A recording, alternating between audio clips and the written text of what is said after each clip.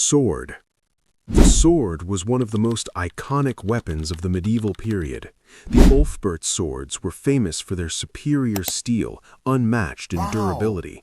And Excalibur, the legendary sword of King Arthur, is remembered in myths as unbreakable.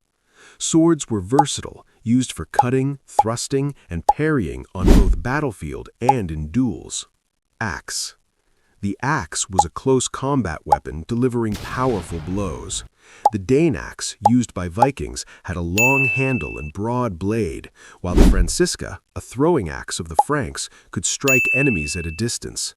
Axes could cleave through shields and armor, making them deadly on the battlefield. Mace. The mace was a blunt weapon designed to crush rather than cut. The Morning Star, spiked and heavy, could puncture armor, and the horseman's mace allowed mounted knights to swing with devastating force. It was effective against chainmail and plate, where swords often failed. Spear. The spear was a long pole weapon for thrusting or throwing. The Roman pilum influenced medieval spears with its bending tip, while the lance was used by knights for jousting and cavalry charges. Spears were ideal for keeping enemies at a distance or holding formations. Crossbow. The crossbow allowed powerful, accurate, ranged attacks. The European arbalest could pierce armor at close range, while the repeating crossbow in Asia allowed multiple shots in succession.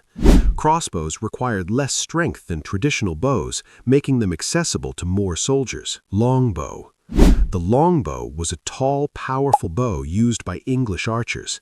At the Battle of Agincourt, longbows devastated French knights despite being outnumbered. Skilled archers could shoot over 200 yards, making it a decisive tool for disrupting enemy formations. Dagger. The dagger was a short, easily concealed blade. The Bollock dagger was common in England, while the poniard was a noble, slim blade for combat and ceremony.